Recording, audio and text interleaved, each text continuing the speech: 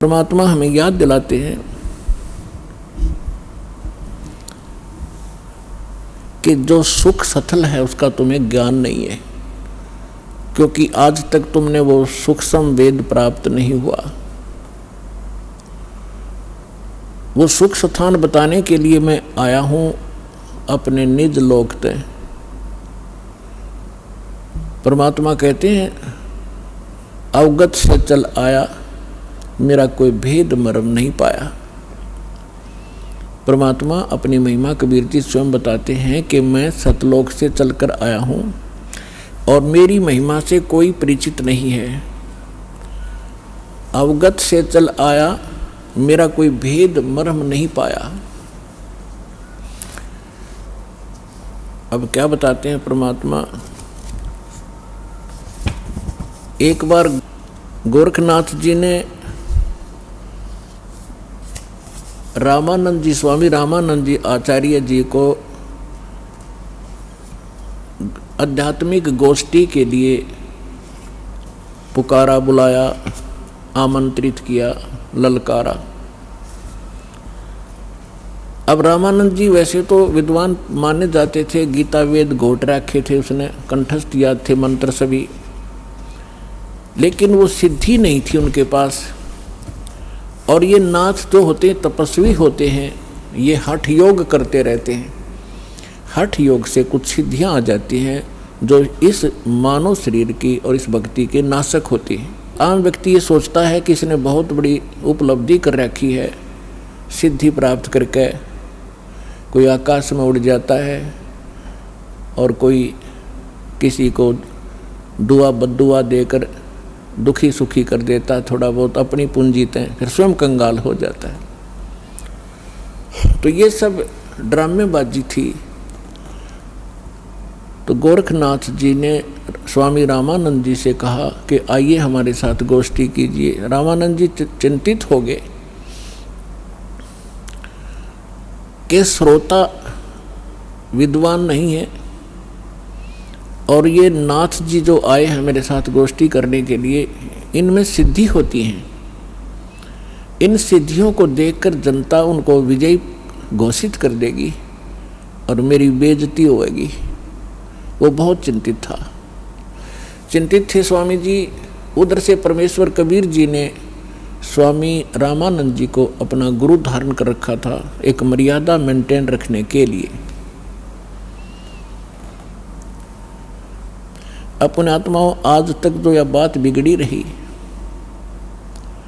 दो विद्वान आपस में बैठकर चर्चा किया करते थे जिसको शास्त्रार्थ कहते थे, और शास्त्रार्थ वो संस्कृत में बोला करते थे। सभी श्रोता अशिक्षित होते थे, उनको संस्कृत कह भी नहीं आती थी, और जिसकी बोलने की शैली दुरुस्त होती थी और संस्कृत घनी याद होती थी और वो ज़्यादा संस्कृत बोलता ही रहता था, तो श्रोता उसको ताली पीट के और विजयी घोषित कर देते थे। उस नकली के थे तो वह दोनों नकली, पर जो घना नकली था वो सिद्ध हो जाता था कि ये महाविद्वान और मैं ऋषि हो गया।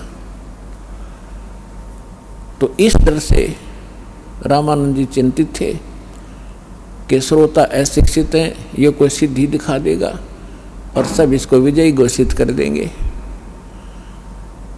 तो उसमें परमात्मा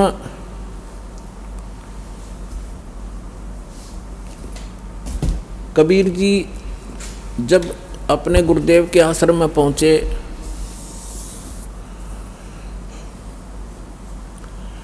रामानंद जी को चिंतित देखकर पूछा, गुरुदेव चिंता का विषय आपका दास जानना चाहता है। पुण्यात्माओं, जब रामानंद जी के साथ परमात्मा का ऐसा व्यवहार था, यानी परमात्मा होते हुए अपने गुरु के सामने एक सुयोग्य शिष्य की भूमिका किया करते थे। हमारे लिए एक उदाहरण छोड़ कर गए थे कि आप जी ने अपने गुरु जी के सामने कैसे रहना चाहिए, और साथ में प्रमाण दिया करते थे कि रामकृष्ण से कौन बड़ा।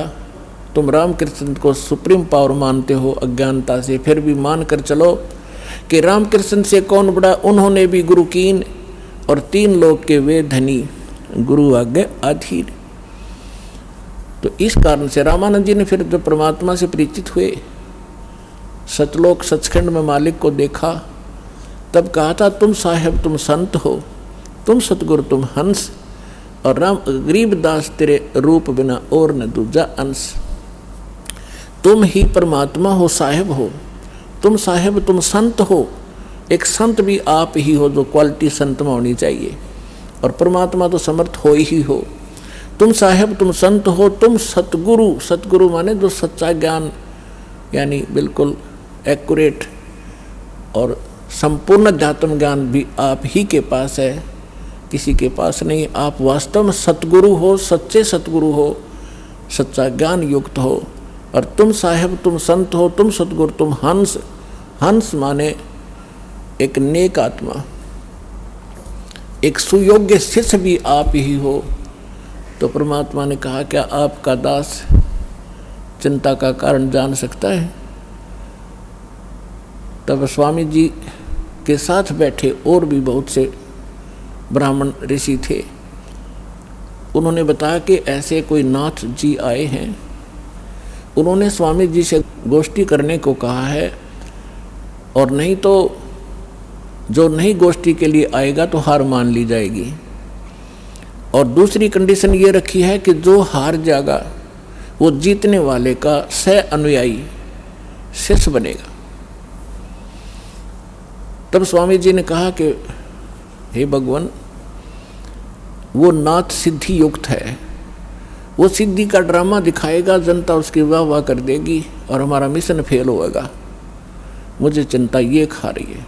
तब परमेश्वर ने कहा स्वामी जी, हार जीत की चिंता संत नहीं किया करते, और हमने सामना करना चाहिए, हमें चलना चाहिए। आपका दास भी तो आपके साथ है। रामानंद जी को पता था, क्योंकि वो देख चुके थे उसकी परमात्मा की महिमा को। तब थोड़ा ढाढ़स बंधा और उसकी चुनौती स्वीकार की। अब वहाँ जहाँ निश्चित समय और स्थान था वहाँ पहुँच गए। नाथ जी को आसन दे रखा अलग से, ऊंचा तख्त पर जमीन पर अलग से आसन बिछा रखा। अच्छा, उधर से रामानंद जी का एक तख्त सा लगाकर वहाँ आसन लगा दिया। और स्वामी परमेश्वर कबीर जी एक सुयोग्य शिष्य की तरह स्वामी रामानंद जी के चरणों में जमीन पर बैठ गए। और सामने वो नाथ जी, कबीर साहब तो भगवान थे, अंतर्यामी थे, उन्होंने देख लिया ये गोरखनाथ धक्के खाने आया है।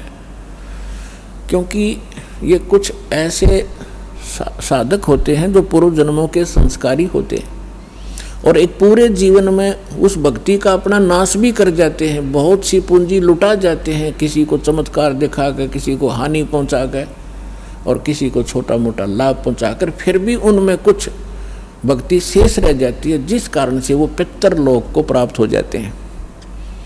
और पितृलोक में गए हुए ये एक सुप्रीम भूत होते हैं पितृ, और वो कभी भी यहाँ आके प्रकट होकर के दिख जाते हैं। स्वर्ग के देवता भी यहाँ आ सकते हैं और वापस जा सकते हैं, लेकिन जन्म मृत्यु उनका कभी समाप्त नहीं हो सकता।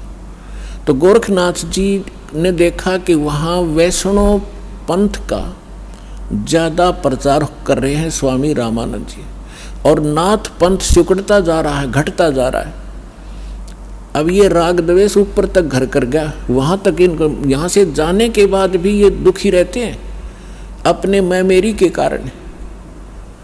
तो जिस कारण से उसने रामानंद जी को पराजित करने के लिए स्वयं आना पड़ा। हालांकि गोरखनाथ जी बहुत पहले अपने मानव शरीर का जो एक कर्म था पूरा करके जा चुके थे। तो परमात्मा ने देख लिया कि तो गोरखनाथ है, अपने वो तो जानी जान थे।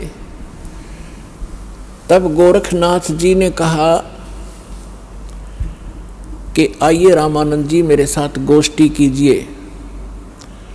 तब परमात्मा एक बालक थे छोटे से 10-12 वर्ष की आयु के लीला कर रहे थे। उस समय जब गोरखनाथ जी गोष्ठी करने के लिए आए थे, तब परमात्मा खड़े हुए कबीर जी और कहा कि नाथ जी पहले मेरे से गोष्ठी कीजिए और बाद में मेरे सतगुरु से बात कीजिए। मेरे से निमट ले पहले, फिर गुरु जी से बात करना। अब गोरखनाथ जी इस बात से बड़ा दुखी हुआ कि अरे कबीर, तू छोटा सा बालक, तेरी आयु क्या है और तू गोष्ठी करेगा मेरे साथ? पता है मैं कौन हूँ? कबीर साहब ने बता दिया कि मुझे मालूम आप कौन हो, आप गोरखनाथ हैं। इस बात से उसको बड़ा झटका लगा कि छोटे से बालक ने मुझे पहचान लिया। फिर गोरखनाथ जी ने कहा कि आपकी आयु क्या है? परमात्मा बोले कि सबसे बड़ा मूर्ख वो है जो मेरी आयु मुझे बालक बता रहा है। गोरखनाथ जी सुन रहे थे, अंदर से दुखी भी खूब हो रहे थे कि ये मुझे मूर्ख भी बताने की चेष्टा कर रहा है।